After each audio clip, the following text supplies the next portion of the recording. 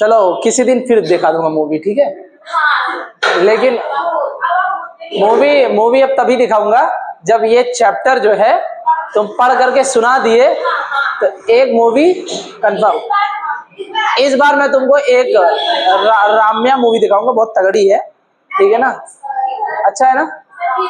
अब इसको जो है तुमको दिखाऊंगा, और ये पक्का है, पक्का मैं कब दिखाऊंगा पता है, ये मैं प्रॉमिस करता हूँ, ये मूवी तुम लोग को दिखाऊंगा 25 या 26 तारीख को। अरे हो गया सांद्रा, 25 या 26 अप्रैल को, हाँ ठीक है। उस समय तुम ही लोग नहीं रहोगे, मैं रहूंगा, मेरी सिस्टर भी रहेगी, घर वाले भी रहेंगे, है ना, और सब लोग बैठ के आराम से देखना, ठीक है। और मजाक नहीं कर रहा हूँ, पॉपकॉर्न मेरी तरफ से, मजाक नहीं कर रहा, हाँ पॉपकॉर्न मेरी तरफ से और कॉफी भी मेरी तरफ से। अगर मैं बोल दिया, वादा किया हूँ, अगर मैं किया हूँ तो फिर बोलूंगा नहीं। एक पॉपकॉर्न, हाँ तो उसमें क्या होगा, घर वालों, ठीक है, तो एक पॉपकॉर्न और एक मग कॉफी। हाँ अगले ही दिन तो बोल रहे हैं, और क्या। इधर सुनो, इधर सुनो, अभी 20 को टेस्ट हो जाएगा ये, और 26 को मूवी दिखाऊंगा, और 25, हाँ हाँ ये भी है क्या, हाँ मार्च की बात कर रहा हूँ, अप्रैल नहीं, ये मार्च, ठीक है ना, क्योंकि वो वहां पे हो जाएगी, ठीक है ना, तो वहां पे आना ही पड़ेगा। कुछ दिन तो घर में ही चलाएंगे ना, अब यहाँ पे तो अभी कहीं सिस्टम नहीं है ना। अब जानते हो क्या है, अभी जैसे बंद रहेगा, रुक जाओ सुनो पहले, अभी 20 को सुना देना, ठीक है ना, और टेस्ट भी दे देना। इसके बाद हम तुमको एक दिन के लिए मूवी के लिए बुलाएंगे, ठीक। क्या हुआ, क्या चेंज होगा, हाँ तो ये चेंज हो रहा है ना, चेंज नहीं हो रहा है, खाली हो रहा है, खाली करवा रहे हैं इसीलिए। अभी देखो कहीं मिल नहीं जा रहा हूँ, तो अभी जो है घर पे ही रहेगा सब सिस्टम। इसके बाद जब ओपन होगा तो फिर देखते हैं, मिलेगा मिलेगा, नहीं कोई बात है नहीं, ठीक है। तो सुना दोगे 20 को, ओए चलो ठीक, अगर सुना दिया तुम्हारी मनपसंद मूवी दिखाऊंगा, आ जाओ। हमने तुम्हें बताया था एंडोस्पर्म क्या होता है और कैसे बनता है, राइट। अब हम तुम्हें बताने वाले हैं फेट ऑफ एंडोस्पर्म, मतलब एंडोस्पर्म के अब ये फेट क्या टाइप की बात कर रहा हूं यहाँ पे, एक होता है एल्ब्यूमिनस और एक होता है नॉन एल्ब्यूमिनस सीड। देखो हमने तुम्हें सीड पढ़ाया है, क्या पढ़ाया है, तो अब हम तुम्हें बता रहे हैं कि जो एंडोस्पर्म बन रहा था, है ना भाई, एंडोस्पर्म है क्या, सीड के अंदर एंडोस्पर्म ही तो रहता है, ठीक है ना। अब मैं तुम्हें एल्ब्यूमिनस सीड और एल्ब्यूमिनस, है ना, नॉन एल्ब्यूमिनस सीड की बात कर रहे हैं, मतलब सीड यहाँ पे ले लो एंडोस्पर्म, क्या ले लो, एंडोस्पर्म, और यहाँ पर भी क्या हो जाएगा, एंडोस्पर्म। ओके बोलो हाँ, क्या लिखा है, जो एल्ब्यूमिनस सीड होता है इसे हम एंडोस्पर्मिक सीड भी बोलते हैं, क्योंकि यहाँ पे क्या होती है ना, एंडोस्पर्म, क्या मैंने बोला, एंडोस्पर्म प्रेजेंट होती है, क्या होती है, एंडोस्पर्म क्या होगा, प्रेजेंट होगा। कहने का मतलब है कि एंडोस्पर्म में परसिस्ट इन मैच्योर सीड, जो तुमने सीड बनाया है, ये क्या है, सीड है, जो तुमने सीड बनाया है, इसके अंदर क्या स्टोर होता है बताओ, इसके अंदर स्टोर होता है एंडोस्पर्म, क्या होता है, एंडोस्पर्म। हिंदी में इसको हम क्या बोलते हैं, मैदा, मैदा जानते हो, बोलते हैं ना मैदा नहीं खाया जाए, मैदा नहीं खाना चाहिए ज्यादा, क्योंकि मैदा में बहुत ज्यादा स्टार्च होता है, यानी ग्लूकोज होता है, और यही स्टार्च कौन बनाता है, एंडोस्पर्म बनाता है, कौन बनाता है, एंडोस्पर्म। तो ऐसे एंडोस्पर्म या है ना, सॉरी ऐसे सीड जिसमें एंडोस्पर्म बचा हुआ रहता है उसे एंडोस्पर्मिक सीड या एल्ब्यूमिनस सीड भी बोलते हैं, सही बात है, ओके। एंड ये जो एंडोस्पर्म है किसके लिए यूज किए जाते हैं, डेवलपिंग एम्ब्रायो, क्योंकि भैया ये जो सीड है, सीड के अंदर जो एम्ब्रायो होता है इनको भोजन देना होता है, क्या होता है, याद करो मैंने तुमको क्या बताया था कि जो एंडोस्पर्म होता है वो पहले बनता है, क्योंकि यहाँ पे जो एम्ब्रायो बनना होता है उसको क्या देना पड़ता है, न्यूट्रिशन। तो अभी सीड के अंदर क्या है, एम्ब्रायो है ना, तो उसको नरिशमेंट कौन देगा, ताकि भाई वो एक्टिव यानी मेटाबॉलिकली एक्टिव रहे, है ना, डोर्मेंसी स्टेज में ना चला जाए, तो इसीलिए एंडोस्पर्म उसको क्या देता है, फूड देता है, और ऐसी सीड को एंडोस्पर्मस सीड या एल्ब्यूमिनस सीड बोलते हैं। बोलो हाँ सर। इनकी जो कॉटिलेडॉन होती है वो कैसी होती है, थिन होती है, कैसी होती है, एंड मोर कॉमन होता है मोनोकॉट्स में। तो तुमसे अगर कोई पूछे कि एल्ब्यूमिनस सीड सबसे ज्यादा यानी मोर कॉमन यानी सबसे ज्यादा किसमें देखा गया है, किसमें देखा गया है, मोनोकॉट में ये सबसे ज्यादा होगा। सही बात है, लेकिन यहां पे सारी एक एक्सेप्शन दे रखी होती है जिसका नाम है क्या, कैस्टर और कॉटन। कैस्टर और जो कॉटन होता है वो डाइकॉट प्लांट होता है, क्या होता है, ठीक है ना। तो डाइकॉट में कौन सी सीड पाई जाती है, एल्ब्यूमिनस वाली या एंडोस्पर्मिक वाली सीड पाई जाती है ना, डाइकॉट। लेकिन सबसे ज्यादा किसमें पाई जाती है, मोनोकॉट में। किसमें, तो ये पूरा जो मैंने बनाया ये मोनोकॉट है, क्या है, आई बात समझ में। अब भाई कहीं ना कहीं तो एक्सेप्शन होते ही है ना, ठीक है। तो मुझे बताओ एल्ब्यूमिनस सीड सबसे ज्यादा किसमें पाई जाती है, मोनोकॉट की डाइकॉट, मोनोकॉट में। एग्जांपल मेज, व्हीट, राइस, कोकोनट, मेज, व्हीट, राइस, कोकोनट। अरे भाई तुमको मोनोकॉट तो पता ही होगा ना, मेज मोनोकॉट है, व्हीट मोनोकॉट है, राइस मोनोकॉट है, कोकोनट भी क्या है, मोनोकॉट है। लेकिन कभी कभी कुछ डाइकॉट सीड में भी पाई जाती है जिसका नाम है castor and coconut, CC, castor and coconut. अब बात करते हैं नॉन एल्ब्यूमिनस सीड, जिसको एक्स एल्ब्यूमिनस सीड भी बोलते हैं या नॉन एंडोस्पर्मिक सीड भी बोलते हैं। कहने का मतलब है सर जी यहां पे जो सीड बनती है, क्या बनती है, सीड के अंदर जो इम्ब्रायो होता है, क्या होता है, ये जो इम्ब्रायो है, ये इम्ब्रायो खुद को बनाने के लिए एंडोस्पर्म को पूरी तरह से चूस लेता है। मतलब पूरी तरह से एंडोस्पर्म को क्या कर लेता है, कंज्यूम कर लेगा। अब मुझे एक चीज बताओ, जब एंडोस्पर्म कंज्यूम हो यानी खत्म हो जाएगा तो वहां पे एंडोस्पर्म बचेगा क्या, नहीं ना। तो ऐसी सीड जिसमें एंडोस्पर्म पूरी तरह से खत्म हो जाता है क्योंकि उसको यूज कर लिया कौन, इम्ब्रायो, है ना। तो इम्ब्रायो ने एंडोस्पर्म को पूरी तरह से यूज कर लिया है, जिसकी वजह से क्या हो चुका है, ऐसी सीड को एक्स एल्ब्यूमिनस या नॉन एंडोस्पर्मिक सीड बोलते हैं। यानी endosperm completely consumed by developing embryo. किसने कंज्यूम किया है, इम्ब्रायो ने।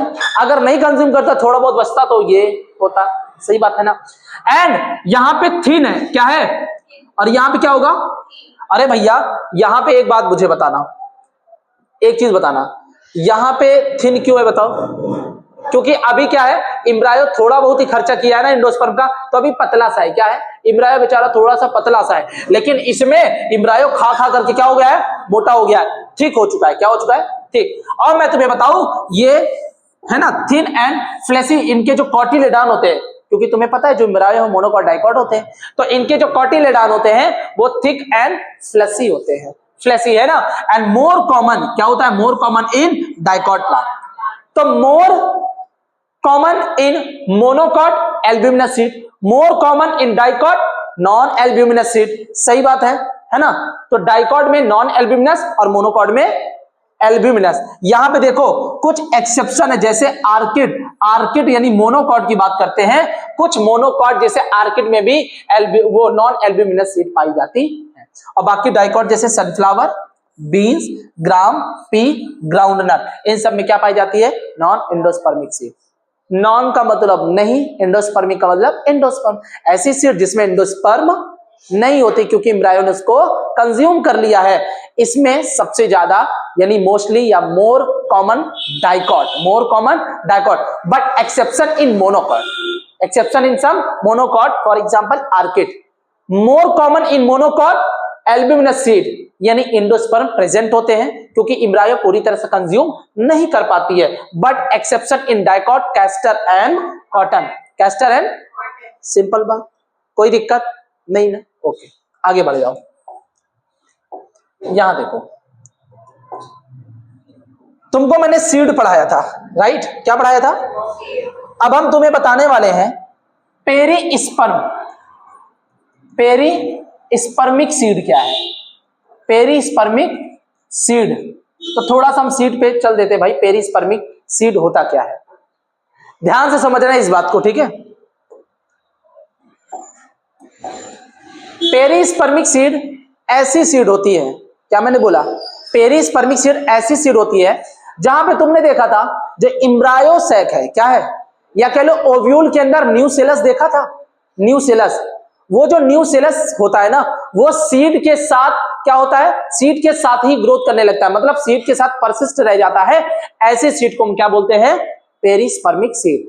ऐसी सीड जिसके डेवलपमेंट के साथ साथ न्यूसेलस भी उसके साथ क्या होता है, लगा होता है, क्या होता है, लगा होता है, ऐसे सीड को पेरिस्पर्मिक सीड बोलते हैं। तो यहां पे क्या लिखोगे, इन दिस सीड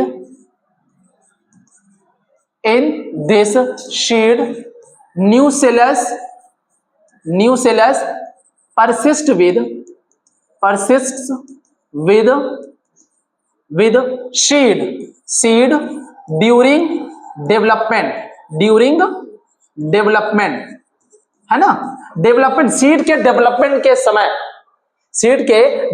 के समय न्यूसेलस सेल भी इनके साथ साथ ही लगी रहती है, इनके साथ, ठीक है ना। ऐसी सीड को क्या बोलते हैं, पेरिस्पर्मिक सीड। जैसे यहां पे तुमने ओव्यूल बनाया था, क्या बनाया था, ये देखो, ये क्या बनाया था, ओव्यूल। और ओव्यूल में यहां पे न्यूसेलस सेल नहीं देखा था, बोलो, न्यूसेलस सेल देखा था ना, हाँ। और यहां पे एम्ब्रायो साइट थी, क्या थी। अब ये पूरा का पूरा क्या बन जाता है बताओ, इसके अंदर सीड बनती है ना। अब ये जो न्यूसेलस सेल होते हैं इन्हीं के साथ ही रह जाती हैं, तो ऐसी सीड को क्या बोलते हैं, पेरिस्पर्मिक सीड बोलते हैं। The seed that persist with nucellus, और एग्जांपल इसका याद रख लो, ब्लैक पेपर जानते हो, ब्लैक पेपर जानते हो, सब्जी में डालती हो। और क्या हो जाएगा, बीट रूट का मतलब चुकंदर, ठीक। तो ये याद कर लेना। अब आते हैं, होता क्या है भाई सीड होता क्या है, मुझे जरा ध्यान से बताओ, क्या होता है सीड। मैंने बोला सीड, ध्यान से सुनना, seed is formed from fertilised ovule. क्या मैंने बोला,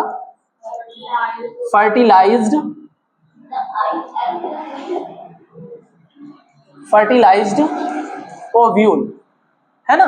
कहने का मतलब ये, इधर सुनो, ये जो ओव्यूल है, क्या है ये, ओव्यूल जब मैच्योर हो जाए, क्या हो जाए, और यहां पर मैच्योर होने को बोलते हैं क्या, फर्टिलाइजेशन, क्या बोलते हैं। तो इससे क्या बन जाती है, फाइनली सीड बनती है। क्या बनती है, तो formation of seed from fertilised ovary, इसे ही बोलते हैं सीड। क्या बोलते हैं, सीड। ओके, इतनी बात समझ में आई, बहुत अच्छी बात है।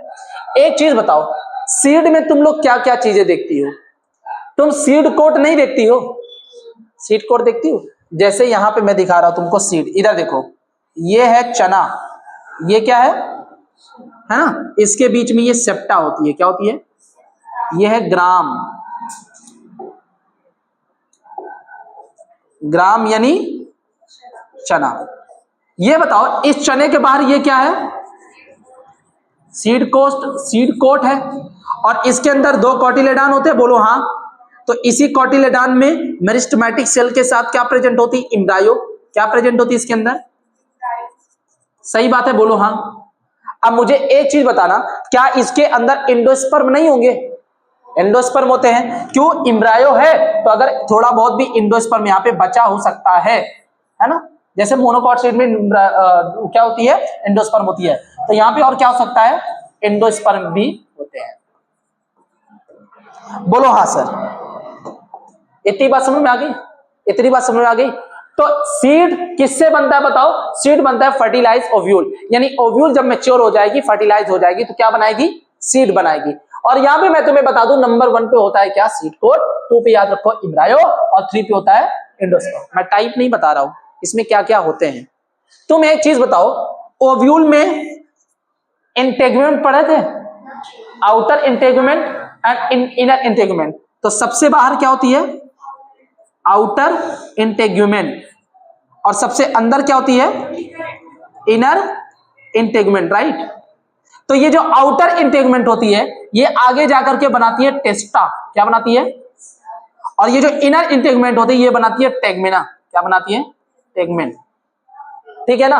तो यहां पे सीड कोट में क्या होता है, सीड कोट किससे बनता है, seed coat formed by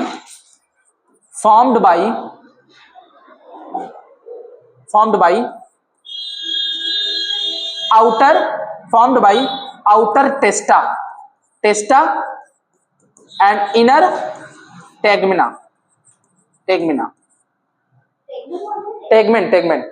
outer testa and inner tegmen. तो ये जो टेस्टा है, ये टेस्टा कौन बनाती है? Outer tegmen. और ये जो इनर टेगमेंट, सॉरी, टेस्टा कौन बनाती है? Outer integument. और इनर टेगमेंट कौन बनाती है? टेगमिना कौन बनाती है? समझ में आई? ठीक है, फिर मैं बताता हूं। सीड में सीड कोट पाया जाता है, सीड कोट पाया जाता है। अब ये सीड कोट सबसे बाहर टेस्टा होती है। क्या होती है? सीड कोट में 2 लेयर होती है, सबसे बाहर वाली लेयर टेस्टा और अंदर वाली लेयर टेगमेंट। टेस्टा कौन बनाती है? जो ओव्यूल होता है, ओव्यूल का इंटेगमेंट, आउटर इंटेगमेंट टेस्टा बनाती है, ओव्यूल का इनर इंटेगमेंट टेगमेंट बनाती है। समझ में आई बात? इतनी बात समझ में आ गई? अच्छा, सीड कोट का काम क्या होता है? काम क्या होता है? प्रोटेक्ट करती है। क्या करती है? Protects the seed. सीड को क्या करती है? प्रोटेक्ट करती है। एंड क्या करती है? Protects embryo. और किसको प्रोटेक्ट करती है? एम्ब्रायो को। ठीक, एम्ब्रायो को भी क्या करती है? प्रोटेक्ट करती है। बताओ, इतनी बात समझ में आ गई? अब एम्ब्रायो की बात करते हैं। एम्ब्रायो कहां होते हैं? Present in cotyledons. ये कहां प्रेजेंट होते हैं? कॉटिलेडॉन्स में। कहां होते हैं? कॉटिलेडॉन के अंदर। अब मैं बता दूं, इन एम्ब्रायो में प्रेजेंट होते हैं मेरिस्टेमेटिक सेल्स। क्या होते हैं? मेरिस्टेमेटिक सेल्स क्या होते हैं? प्रेजेंट होते हैं। और यही मेरिस्टेमेटिक सेल आगे जाकर के क्या करती है? डिवाइड करेगी। क्या करेगी? और डिवाइड करने के बाद सीड क्या हो जाती है? जर्मिनेट। क्या कर जाती है? कॉटिलेडॉन में क्या क्या देखोगे बताओ? एक होता है मोनोकॉट और दूसरा क्या होता है? डाइकॉट। क्या ये बताने की जरूरत है क्या आपको? ऑलरेडी मैंने बताया हुआ है। समझ में आ गई इतनी बात, है ना? तो मुझे एक चीज बताओ, एम्ब्रायो में कौन कौन सी सेल्स पाई जाती हैं? मेरिस्टेमेटिक सेल, क्योंकि चने को अगर भिगो करके रख दो तो वो स्प्राउटिंग करने लगती है ना, जर्मिनेट करने लगती है ना, देखा ही होगा। ठीक है, क्यों? क्योंकि एम्ब्रायो के अंदर मेरिस्टेमेटिक सेल्स होती है। ठीक, एंडोस्पर्म की बात करते हैं तो इसका काम क्या होता है? प्रोवाइड, है ना, nourishment to developing embryo. Developing embryo inside seed. किसके अंदर? सीड के अंदर। समझ में आ गई इतनी बात? समझ में आ गई? कोई दिक्कत तो नहीं है? मुझे एक चीज बताना, एंडोस्पर्म की प्लाइडी क्या होती थी? 3n। क्या होती थी? और एम्ब्रायो की 2n होता है। सीड कोड भी अब 2n हो जाएगा, क्योंकि ओव्यूल का हर एक स्ट्रक्चर 2n ही था ना। बताओ, इतनी बात समझ में आ गई? इतनी बात समझ में आ गई? मुझे तुम लोग एक चीज बताना, एक चीज बताओ, कल नहीं बताया था, आज बता देता हूं। जब पॉलन पिस्टिल इंटरेक्शन होता है, ध्यान सुनना, पॉलन पिस्टिल इंटरेक्शन के समय जो पॉलन ट्यूब बनता है, क्या? पॉलन ट्यूब जब पहुंचता है कहां? एम्ब्रायो सैक की तरफ। क्या? एम्ब्रायो सैक की तरफ पहुंचता है, यानी before entry of pollen tube into embryo sac, वहां पे जो वेजिटेटिव सेल होती है वो डीजनरेट हो जाती है। ये बताया था मैंने ना, बताए थे ना, है ना? तो यहां पे एक चीज याद रखने ला, स्टार बना करके, before entry of pollen tube inside embryo sac, है ना? एम्ब्रायो सैक में घुसने से पहले क्या हो जाती है बताओ? जो वेजिटेटिव सेल होती है वो क्या हो जाती है? डीजनरेट्स हो जाती है। बोलो हाँ, सही बात है, सही बात है। और एक चीज याद रख लेना, जब एग सेल, क्या मैंने बोला? एग सेल मेल गिमिट के साथ फ्यूज होकर के जाइगोट बना ली। क्या बना ली? क्या बना लिया? जाइगोट। जाइगोट बना लेगी तो वहां पे जो सिनर्जिट्स होते हैं, क्या होते हैं? सिनर्जिट क्या हो जाते हैं? जो एक्सेल को पकड़ के रखती है। क्या करती है ना? एक्सेल को क्या करती है? पकड़ के रखती है कि भैया तुमको दूर नहीं जाने देंगे, है ना? ठीक है ना? वो भी बाद में क्या हो जाती है? डीजनरेट हो जाएगी, क्योंकि सिनर्जिट के पास भी कुछ खाना पीना होता है जो एक्सेल को देती रहती है। ठीक है ना? तो यहां पर क्या होगा बताओ? जो 2 सिनर्जिट्स होती हैं वो भी क्या हो जाती है? डीजनरेट्स कर जाती है, राइट? इतना चीज याद रख लेना, ये याद रख लेना और ये याद। समझ में आ गई बात? कोई दिक्कत? कोई दिक्कत क्या?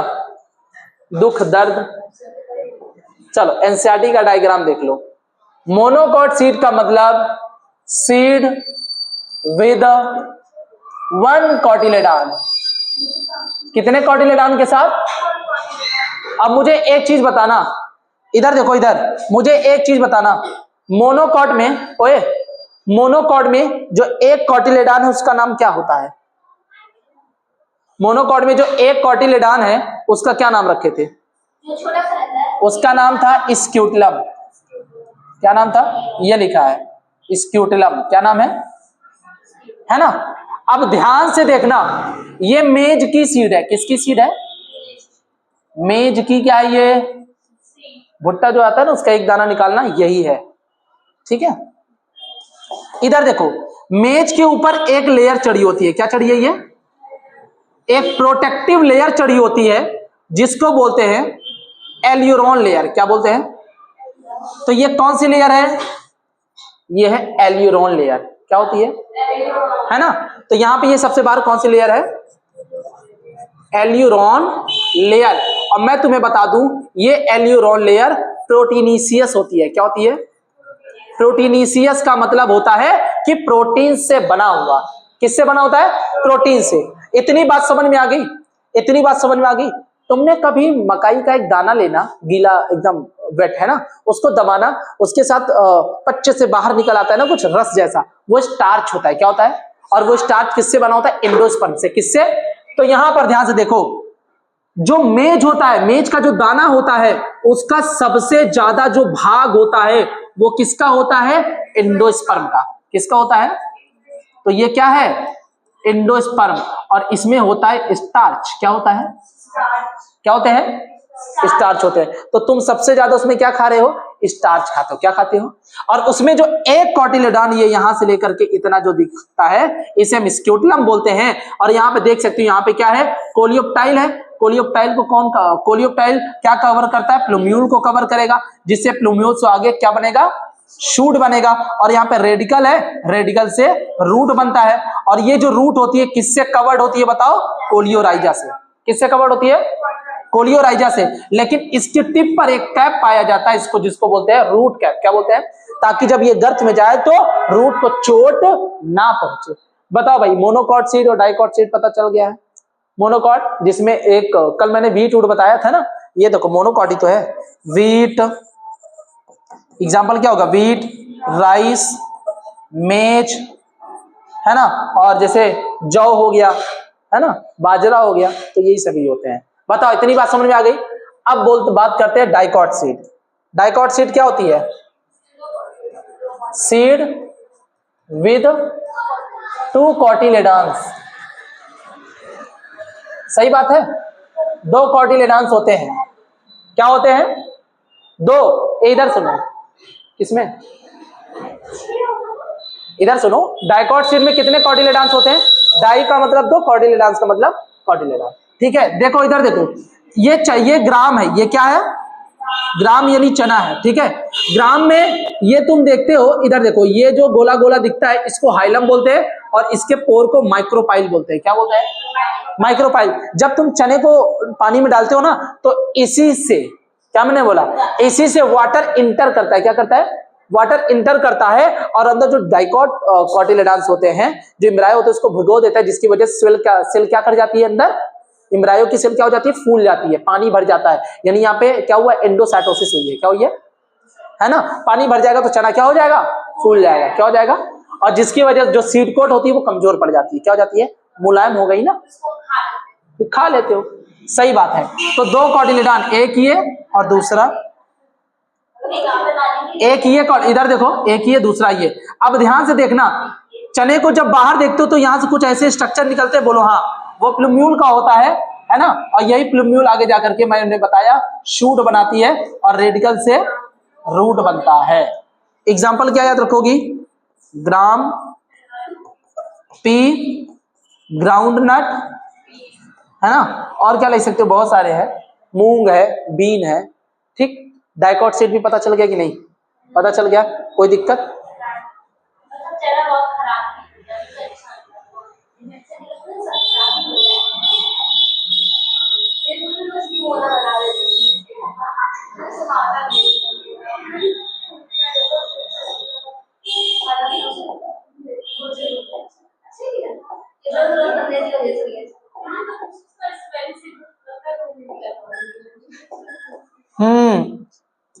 सुनो, आ जाओ फ्रूट, इसकी बात कर रहे हैं।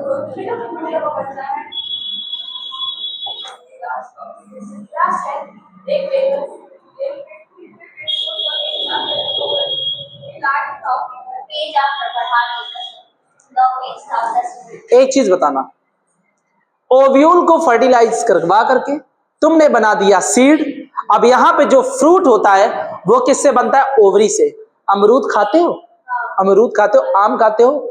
ये ओवरी ही है। क्या है? ओवरी ही है। और उस आम के अंदर जो गुठली होती है, गुठली के अंदर जो सीड होती है वो ओव्यूल था। क्या था? तुम्हें पता होना चाहिए। पहले ओवरी आती है, फिर अंदर क्या होती है? ओव्यूल। तो जो फूला हुआ भाग होता है खाने वाला, वो ओवरी से बना हुआ है, फ्रूट बन गया, है ना। और जो अंदर ओव्यूल थे वो क्या बन गया था? सीड। क्या हो गया था वो? सीड। तो मुझे एक चीज बता रहा, सबसे पहले सीड का फर्टिलाइजेशन होगा कि ओवरी का? सीड का। सीड बन चुका है ना, अब धीरे धीरे ओवरी की वॉल पकेगी और पक करके एक नया फ्रूट तैयार कर लेती है। सही बात है। तो फ्रूट की अगर बात करते हैं, फ्रूट किससे बनता है बताओ? किससे बनता है फ्रूट बताओ? Fruit is formed by ovary, यानी ओवरी की वॉल से। किससे? ओवरी या ovary wall after fertilisation. After मतलब ओवरी जब फर्टिलाइजेशन करेगी तो उसके बाद क्या बन जाएगा? फ्रूट बन जाएगा। ओए इधर इधर, क्या बन जाएगा? फ्रूट बन जाएगा। अब मुझे एक चीज बताना, इधर देखो, फ्रूट में 3 पार्ट होते हैं। क्या होते हैं? फ्रूट में एक लेयर होती है, ऐसे सुनो,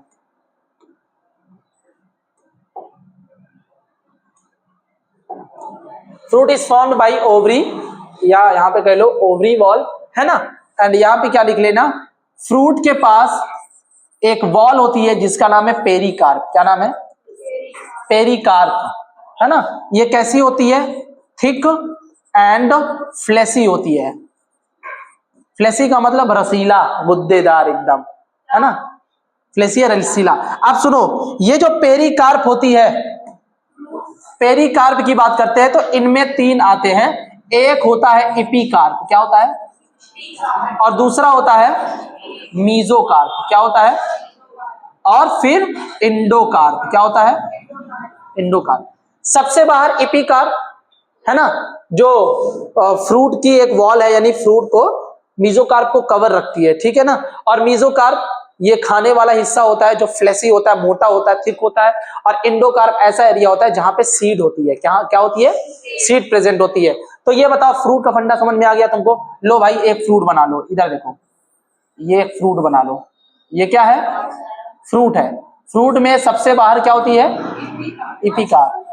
पता नहीं, एपिकार्प। और खाने वाला जो भाग होता है वो मीजोकार्प। और अंदर जहां पे सीड होती है, इसे क्या बोलते हैं? ये वाले भाग को इंडोकार्प।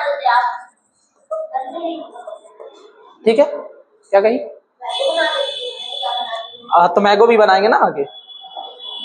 चलो, 3 प्रकार के फ्रूट होते हैं। कितने टाइप के फ्रूट होते हैं? 3 टाइप्स के। Number 1, number 2, number 3। पहला है ट्रू फ्रूट्स, दूसरा है फॉल्स फ्रूट्स, तीसरा है पार्थेनो कार्पिक फ्रूट। कैसा फ्रूट? Parthenocarpic fruit. ध्यान से सुनना सब लोग। फ्रूट का फॉर्मेशन जब ओवरी फर्टिलाइज हो जाएगी तब होती है। मतलब फ्रूट कहां से बनता है? ओवरी के वॉल, या कह लो ओवरी जब फर्टिलाइज हो जाती है, मैच्योर हो जाती है, तो फ्रूट बनाती है। और ये फ्रूट 3 टाइप के होते हैं, ट्रू फ्रूट, फॉल्स फ्रूट, और क्या होता है? Parthenocarpic fruit. ध्यान से सुनना, ट्रू फ्रूट ऐसे फ्रूट होते हैं जो केवल ओवरी के हिस्से से बनते हैं, यानी केवल ओवरी का ही कंट्रीब्यूशन होता है। समझ में आई? इधर ध्यान दो, ऐसे फ्रूट जो केवल किससे बने? ओवरी से, उसे हम बोलेंगे ट्रू फ्रूट। और फॉल्स फ्रूट का मतलब फ्रूट केवल ओवरी से ना मिले बल्कि ओवरी के अलावा भी कुछ हिस्से यानी फ्लोरल पार्ट जो होते हैं फ्लावर के, उसका कुछ हिस्सा कंट्रीब्यूट करे, जैसे थैलमस। तो ओवरीज तो बने ही, लेकिन ओवरी के अलावा कुछ और पार्ट जो है फ्लावर का कंट्रीब्यूट करे, जैसे थैलमस। तो ये क्या करती है, थैलमस जो है कंट्रीब्यूट करती है किसके फॉर्मेशन के लिए, ओवरी के वो फ्रूट के फॉर्मेशन के लिए। तो ऐसे फ्रूट को क्या बोलेंगे, ठीक है ना। क्या होता है फॉल्स फ्रूट, जहां पे ओवरी के अलावा थैलमस भी फ्रूट बनाने के लिए कंट्रीब्यूट करे, वैसे फ्रूट को क्या बोलते हैं, फॉल्स फ्रूट। और पार्थेनोकार्पिक का मतलब होता है ऐसे फ्रूट जो ओवरी के बिना फर्टिलाइजेशन के ही बन जाते हैं, यानी ऐसे फ्रूट जो बिना फर्टिलाइजेशन के डेवलप हो जाए उसे बोलते हैं पार्थेनोकार्पिक फ्रूट। तो बिना फर्टिलाइजेशन के होना इसको बोलते हैं पार्थेनोजेनेसिस। क्या बोलते हैं, फर्टिलाइजेशन ना होना पार्थेनोजेनेसिस, और बिना फर्टिलाइजेशन के पार्थेनोकार्पिक फ्रूट बन रहे हैं। समझ में आ गई बात। और इसका एग्जांपल बनाना होगा, क्या होगा, तो ट्रू फ्रूट में क्या लिखोगे, fruit that is formed by ovary only after fertilization, है ना। ऐसे फ्रूट को क्या बोलोगे, true fruit. Example mango, example क्या लिखोगे, मैंगो। फॉल्स फ्रूट का मतलब क्या होता है, fruit is formed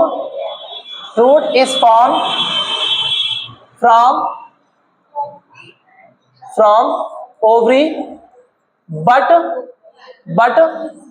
thalamus also contributed, thalamus is also contributed।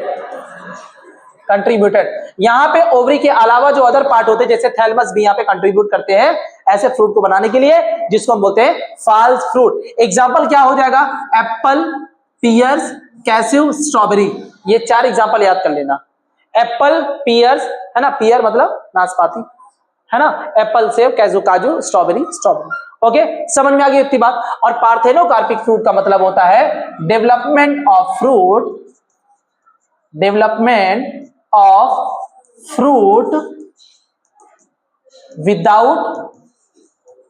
Without fertilisation, है ना, विदाउट फर्टिलाइजेशन।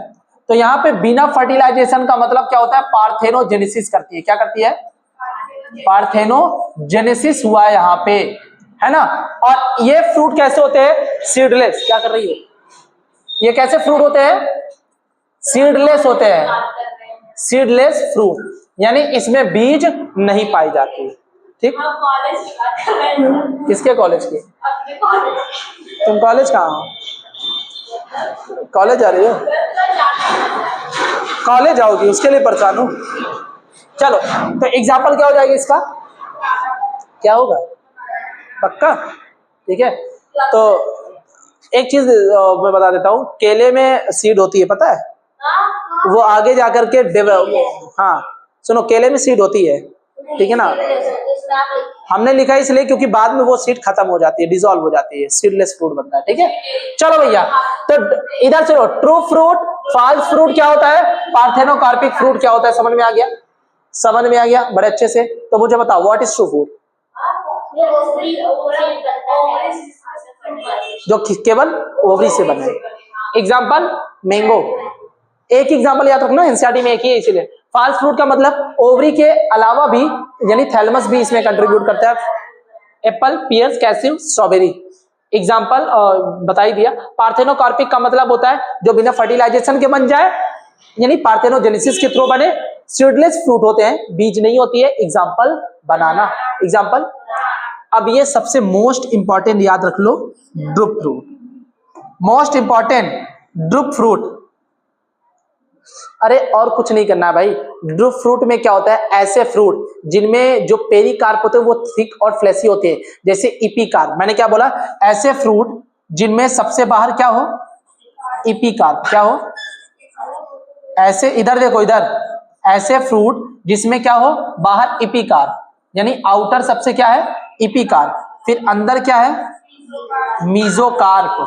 मीजोकार्प मिडिल है ये, बोलो हाँ, ठीक है ना। इसके बाद सबसे अंदर एंडोकार्प। कितने पेरिकार्प होते हैं, 3, 1 2 3। एंडोकार्प सबसे अंदर होता है। तो मुझे एक चीज बताना, मुझे एक चीज बताना, जो सबसे, ओए इधर देखो, ये जो एपिकार्प होता है, ये जानते हो क्या करती है? सीड का जो, या कह लो सीड की जो छिलका नहीं होती है, लेयर, सीड के बाहर जो लेयर होती है, ये थिन लेयर बनाती है। क्या बनाती है? थिन लेयर, जो ग्रीन कलर का आप देखते हो। मीजोकार्प एडिबल पार्ट है। क्या है? एडिबल होता है। ये कैसा होता है? थिक होता है। कैसा होता है? थिक होता है एंड फ्लेसी होता है। कैसा होता है? फ्लेसी। और एंडोकार्प ऐसा एरिया होता है जहां पे क्या होता है? सीड, सीड प्रेजेंट होती है। क्या होती है? आपने गुठली देखा है? गुठली है ना, वो गुठली सीड की कवर है। क्या है? ठीक है ना, यानी वो एंडोकार्प में आता है। ठीक है ना।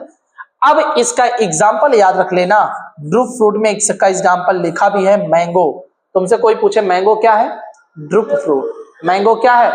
Drupe fruit. क्या चीज? हाँ हाँ, ये भी सही है। क्या सर जी ड्रूप फ्रूट ट्रू फ्रूट है? बिल्कुल सही है। क्या सर जी ड्रूप फ्रूट ट्रू फ्रूट है? बिल्कुल सही है। समझ में आ गई बात? समझ में आ गई? अभी कहाँ आगे? अब देखो हम किसकी बात करते हैं, एपोमिक्सिस और पॉलीम्ब्रियोनी क्या होती है? एपोमिक्सिस का मतलब समझते हो? पॉली इम्ब्रियोनी, बोल ले सही से। पॉली इम्ब्रियोनी, हाँ। एपोमिक्सिस का मतलब होता है, इधर सुनो, बिना fertilisation, seed formation without fertilisation. बिना फर्टिलाइजेशन के क्या बन जाना? सीड। क्या बन जाना? ठीक है ना, उसे ये बोलते हैं एपोमिक्सिस।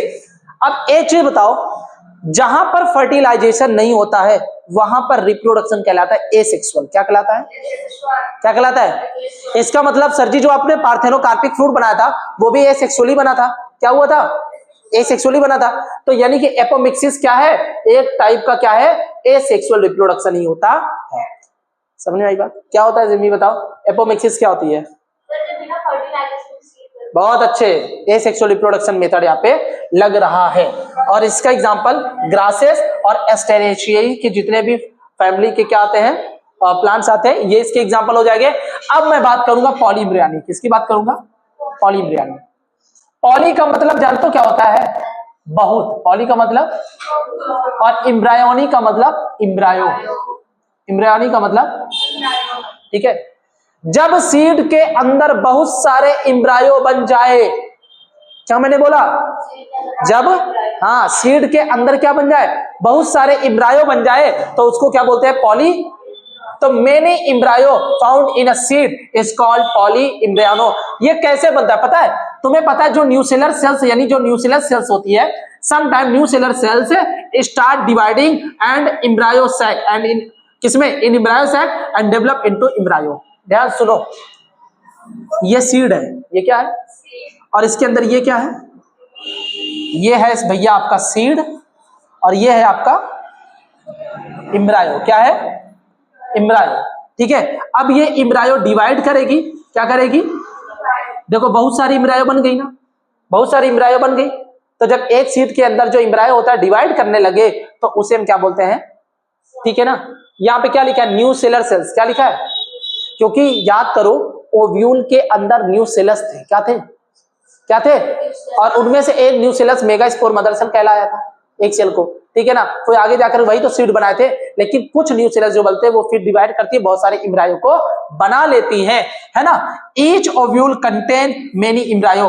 हर एक ओव्यूल बहुत सारे, यानी हर एक ओव्यूल कह लो या हर एक सीड बहुत सारे इम्ब्रायो को धारण करता है।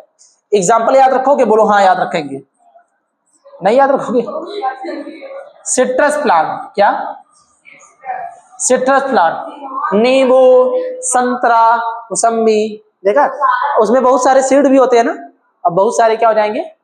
इम्ब्रायो भी हो जाएंगे। एक बार इसको देखो, लास्ट वाला टॉपिक बताने वाला हूं, इसके बाद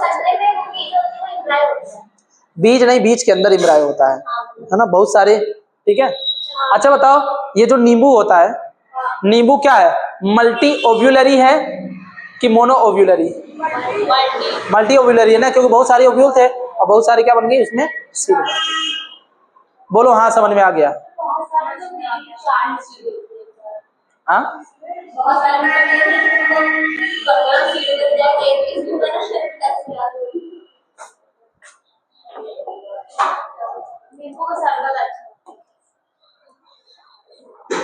इधर सुन लो, सीड डॉर्मेंसी, इधर सुनो। डॉर्मेंसी का मतलब यहां पे याद रखना रुक जाना, डेमोक्रेसी नहीं है जी। सीड डॉर्मेंसी का मतलब सीड का रुक जाना, यानी सीड के ग्रोथ का रुक जाना। यहां पे सीड मेटाबॉलिकली इनएक्टिव हो चुकी है। क्या हो चुकी है? अगर तुम सीड को उसके लिए एक इन्वायरमेंटल यानी फेवरेबल कंडीशन ना दो, यानी वो क्या हो जाएगी बताओ? Seed do not germinate due to unfavourable condition. यानी सीड को तुम फेवरेबल कंडीशन नहीं दे रहे हो, जैसे टेम्परेचर, जैसे वाटर, है ना। अगर नहीं मिलेगा तो ये ग्रो नहीं करेंगी, जर्मिनेट नहीं करेगी। यहाँ पे एम्ब्रायो की जो मेरिस्टेमेटिक सेल होती है वो डिवाइड करना बंद कर देती है। जब डिवाइड ही नहीं करेगी तो उसको मिलेगा अनफेवरेबल कंडीशन, जिसकी वजह से ग्रोथ नहीं कर पाती है। ठीक है, कैसी होती है? मेटाबॉलिकली इनएक्टिव होती है। ये सीड जानते हो सालों तक, क्या मैंने बोला? सालों तक डॉर्मेंसी स्टेज में रह सकती है। लेकिन जैसे ही तुम अगर इसको वाटर दे दो, क्या दे दो? वाटर दे दो, और इसको मिल गया टेम्परेचर, क्या मिल गया? और इसको मिल गया सनलाइट, तो ये वापस से क्या कर जाएंगी बताओ? ग्रो कर जाएगी। क्या कर जाएगी? मतलब जर्मिनेट कर जाएगी। क्या कर जाएगी? सही बात है। अगर जर्मिनेट कर गई तो सीड डॉर्मेंसी को तोड़ दी ना, जर्मिनेट कर गई तो सीड डॉर्मेंसी को तोड़ दी। लेकिन यही फेवरेबल कंडीशन इनको नहीं मिलनी चाहिए, जिसकी वजह से ग्रोथ नहीं होगी, ग्रो नहीं होगा तो जर्मिनेट नहीं होगा। समझ में आ गया? ठीक है। कोई तुमसे पूछे सीड डॉर्मेंसी क्या होता है? हाँ, कोई तुमसे पूछे सीड डॉर्मेंसी क्या होता है तो बता देना सर जी, जब सीड को फेवरेबल कंडीशन नहीं मिलती, जैसे वाटर, टेम्परेचर, ये सब नहीं मिलता है, तो सीड जो है जर्मिनेट नहीं करती है। इसे बोलते हैं सीड डॉर्मेंसी। क्या करिए?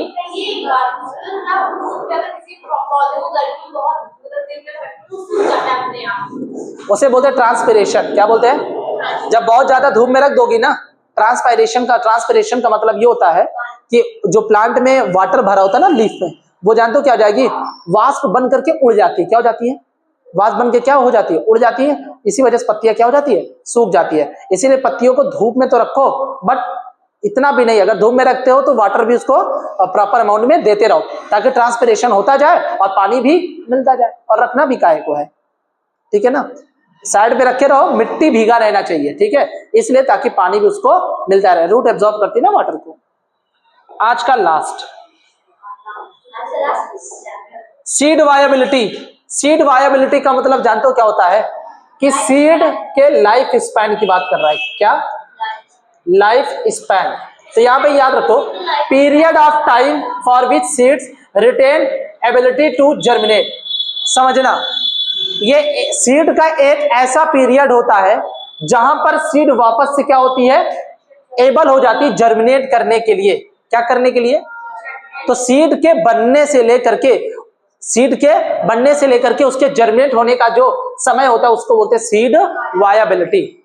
जर्मिनेशन के लिए क्या चाहिए? वाटर चाहिए, और क्या चाहिए? टेम्परेचर चाहिए, यानी फेवरेबल कंडीशन चाहिए, तब मिलेगी, है ना। इन्वायरमेंट होती है जो सीड की वायबिलिटी को अल्टर यानी अफेक्ट करती है। सही इन्वायरमेंट मिला तो सीड का ग्रो होगा, सीड जर्मिनेट होगी। नहीं मिला इन्वायरमेंट यानी अनफेवरेबल कंडीशन मिल रही है तो ये ग्रो नहीं करेगी। तुमको मैं बताता हूं, हाँ इधर सुनो, अरे इधर सुनो।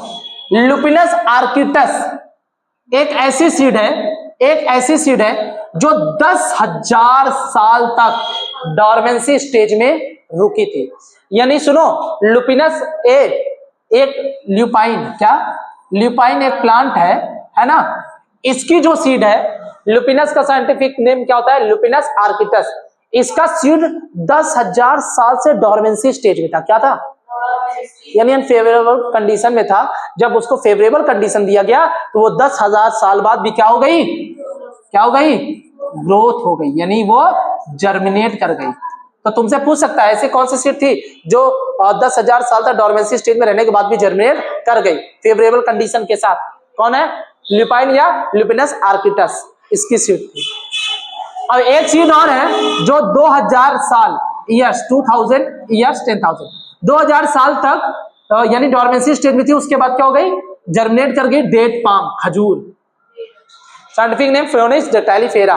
ठीक है, इसको जब हाँ ये फियोनिक्स डेक्टाइलिफेरा 2000 साल बाद ये जब सीड मिली तो इसको उगाया गया। तो भाई उग गया। कहाँ मिली तो पता है?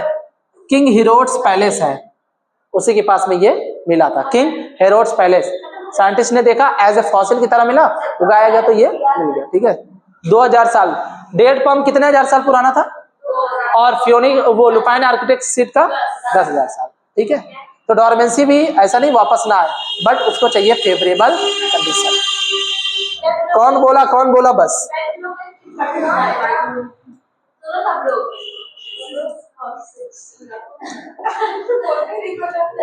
ओए सबसे बड़ा शक्तिशाली हथियार है जिसका उपयोग आप दुनिया बदलने के लिए कर सकते हैं। तो ये हम लोग इधर सुनो। चैप्टर खत्म खत्म फिनिश एंड। आई मेरा कुछ देखने को मन हो रहा है। मैंने खुद क्या अपना नाम था आपसे बैठी रहो वहां पे। स्माइल कितना बेकार वाला, उसका सर फटाफट दे दीजिए, मैं अपना नाम नहीं पूछूंगी।